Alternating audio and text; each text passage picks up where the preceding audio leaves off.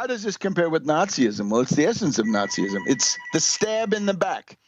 The original starting point for Hitlerism is this idea that Germany was not defeated in 1918.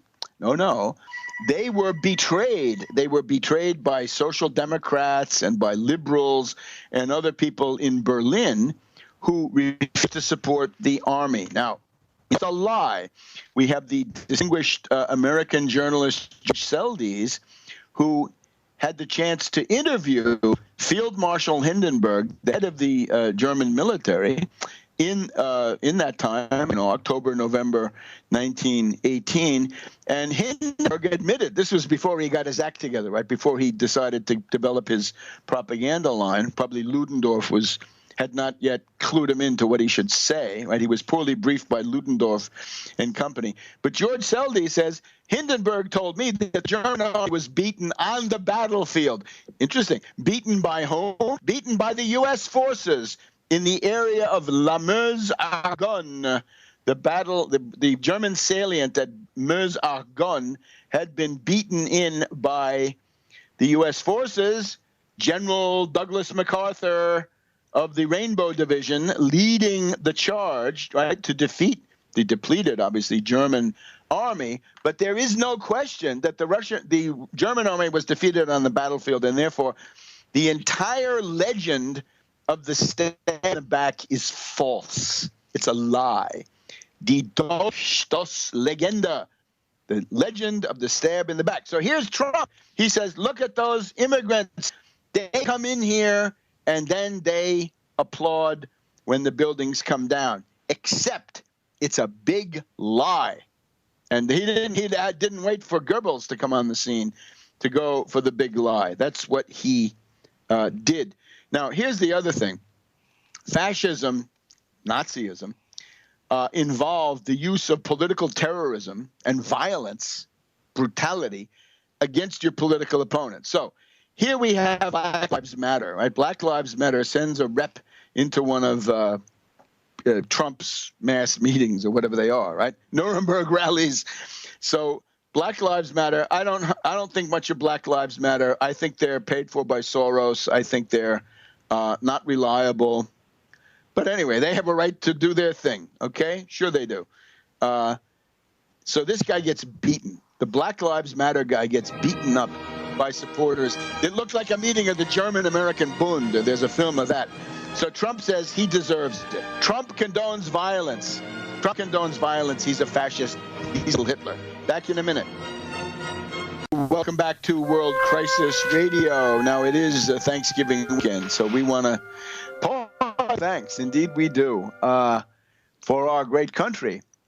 And we have to think about not just the shadows, right, where Howard Zinn always stayed focused, or Noam Chomsky, or the neo-Confederates like Ron Paul and Rand Paul, those people who have nothing good to say about our country. They even go so far afield as Austria for crackpot economics, when we have the greatest school in the world, the American system of political economy. Benjamin Franklin, Alexander Hamilton, the Carey family, Matthew Carey, Henry Carey, Friedrich List, who brought it to the entire world, including the Austro-Hungarian Empire, all those railroads that he helped build, the Zollverein, the customs union, the German unification being back of many of the actual protagonists. Franklin D. Roosevelt, the populists, the Kennedy administration, and it's still alive today. Here we are. We're the tax Wall Street party. We're the party of the American system. So the other thing, though, we have to say is you're going to be hearing a lot of Russophobia, right? Islamophobia, it's all around us. We reject it. And then there's the Russophobia, and we reject that, too, with a vengeance. It doesn't mean we're anybody's groupies. We're nobody's groupies. But we assert the need. The U.S. national interest is good relations with Russia. What does Russia want? To be indispensable to all major diplomatic questions. That's great. That's what you want. Why oppose that? Don't give up anything to oppose that. You should be falling all over yourself to make that happen. So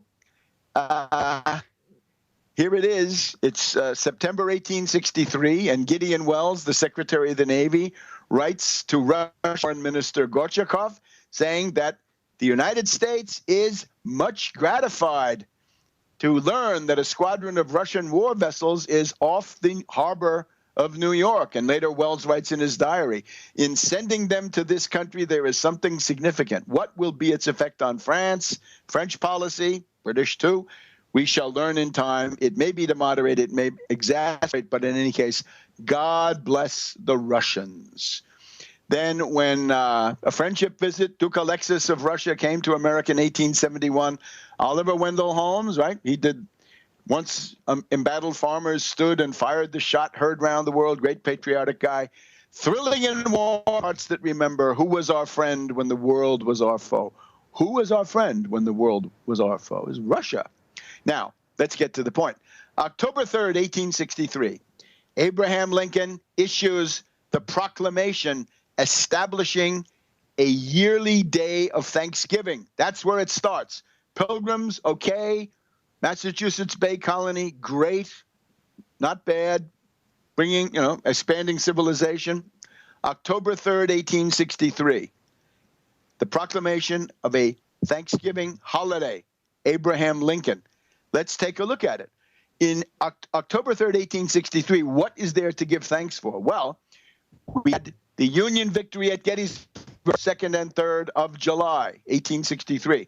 At the height of the celebration, the word comes in on July 4th that Vicksburg has been liberated by General Grant, and the Confederacy is cut in two, a little bit like Sinjar, as we've been telling you. But then the news is bad. We have, in July, the New York City draft riots fomented by Confederate agents and all kinds of things. And then, in mid-September, the terrible Battle of Chickamauga, a crushing Union defeat, the second most bloody battle of the entire Civil War, second only to Gettysburg.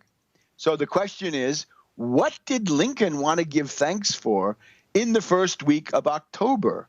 And I would point out the obvious answer is that he's giving thanks for the coming of the Russian fleets, because this meant that there would be no intervention on the side of the Confederacy by the British or the French or both. Now let's take a look at the proclamation written by Secretary of State Seward. You saw him in the Lincoln movie. And here's the key sentence. In the midst of a civil war of unequaled magnitude and severity, which has sometimes seemed to foreign states, British and French, to invite and to provoke their aggression against the United States, peace has been preserved with all nations. Now, anybody reading that in October, this is the height of the enthusiasm for the Russian fleet in New York and the other Russian fleet in San Francisco. In the midst of a civil war of unequaled magnitude and severity, which has sometimes seemed to foreign states to invite and to provoke their aggression, peace has been preserved with all nations.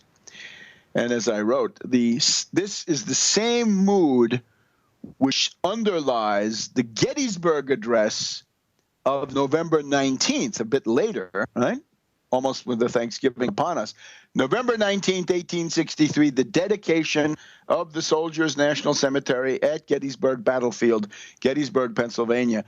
This is at the absolute height of the pro-Russian enthusiasm, in particular as manifested by the gala parties, the gala balls that were held to honor the Russian officers and sailors in New York City, Delmonico's, and San Francisco. So as I said to the one of my recent occasions to give this talk, right? Don't get the rope on me quite as fast as you may want to when I tell you that the Thanksgiving holiday has a strong Russian component. Remember, if you will, right? Remember who was your friend when the world was your foe. And the idea that Putin is some kind of an enemy, this is absolute nonsense. He wants to be consulted on important world issues, and he should be, because he's going to be better on many issues than somebody else, right? Again, you don't have to be gaga, you don't have to be a groupie, but these are the realistic facts of foreign policy. So, a year and a day after the death of Lincoln, it was April 16th, 1866, Tsar Alexander II was almost killed in an assassination attempt, and later on he would be killed by those Russian anarchists. And we know that the Russian anarchists were largely run from a Russian emigre colony in London that goes all the way to Alexander Herzen, or Gerzen, and his paper, The Polar Star, which was the center of all kinds of nefarious activities. Right? It's all geopolitics. It's the principal clash of the 19th century, the British Empire against Russia. And indeed, the British rapprochement with China and their attempt to rebuild the British sphere of influence with the help of China. This, I think, people in Moscow ought to think about that, right? That you might be better off with the U.S. I do believe that it's true the other way. The U.S. have everything in common. Let the U.S. bring the British and the French along in the Security Council. Let Russia bring along China, and we could begin to solve problems, impose a solution beyond Abu Mazen, beyond need solutions, and above all, the solution that we need now in Syria. And then there's this Alaska in 1867, right? That was just the Russians thought that they couldn't hold Alaska against the British, and they did not want that to fall into the hands of the British, and therefore they said it's much better if the U.S. takes Alaska. So we reject the school of national self-loathing, which is promoted by the Howard Zinn, Noam Chomsky tradition, and it's also promoted by the Rand Paul neo-Confederate Scottish Rite Southern jurisdiction tradition. We don't want any part of that. So we say, give thanks for a great country, see the lights, see the shadows, love good, fight evil, and we'll see you next week on World Crisis Radio.